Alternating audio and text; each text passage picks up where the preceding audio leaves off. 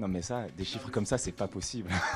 Ça, c'est purement organique, c'est incroyable hein, ce qui se passe. Et on en parle, mais comme des gamins, quoi. Ouais, vraiment.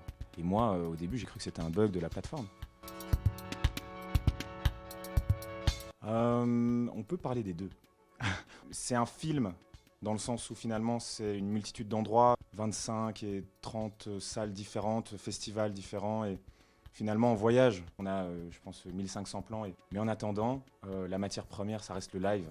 Et ça, pour nous, c'était important, plutôt que de rentrer dans le backstage ou autre chose autour, finalement, de la tournée.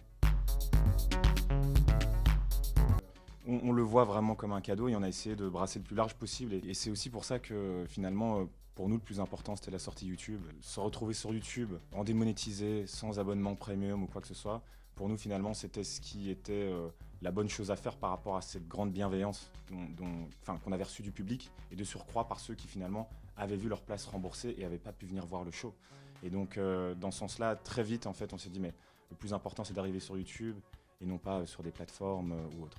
C'est aussi pour ça que je pense, quelque part, on s'est dit, il faut absolument continuer l'aventure multitude et la clôturer de la meilleure manière possible. L'aventure est complète et on la termine de la meilleure manière.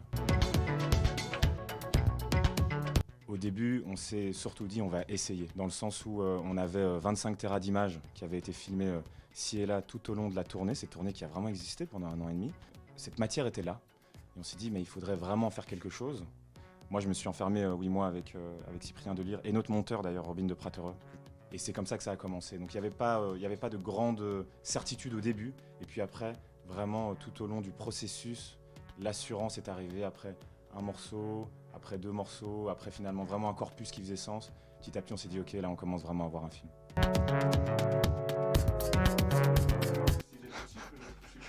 On est tellement étonné que moi j'avoue je regarde quand même souvent. On va faire 100 millions de streams en 2 semaines. Sur Spotify seulement. On en parle beaucoup parce que je pense comme tout à chacun on est tout fou. C'est des chiffres même pour le projet Stromae. Paul aime beaucoup appeler Stromae le projet Stromae parce que c'est une équipe. Même à l'aune du projet Stromae, ces chiffres-là sont impressionnants. Et moi, au début, j'ai cru que c'était un bug de la plateforme. Et on en parle, mais comme des gamins, quoi. Ouais, vraiment. Non, mais ça, des chiffres comme ça, c'est pas possible. Ça, c'est purement organique. C'est incroyable hein, ce qui se passe.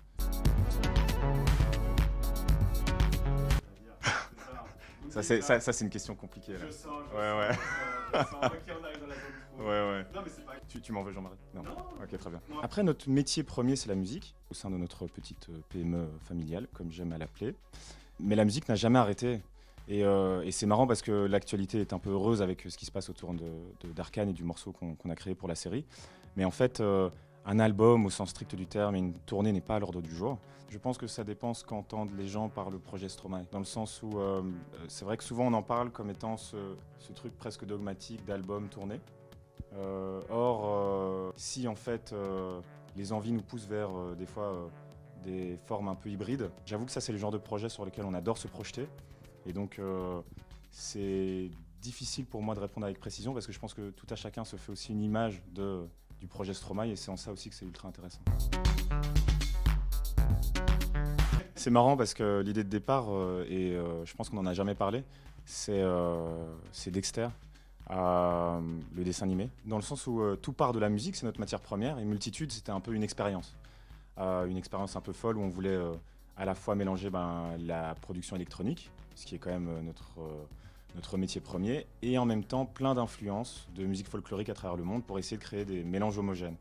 Et dans cette idée, dans cette mouvance, il y avait quelque chose un peu qui nous faisait penser à une sorte de scientifique fou. Ce genre de personnage un peu farfelu, tout seul un peu dans son laboratoire en train de créer des expériences. Et au final, pour nous, c'était une belle image par rapport à la recherche autour de l'album.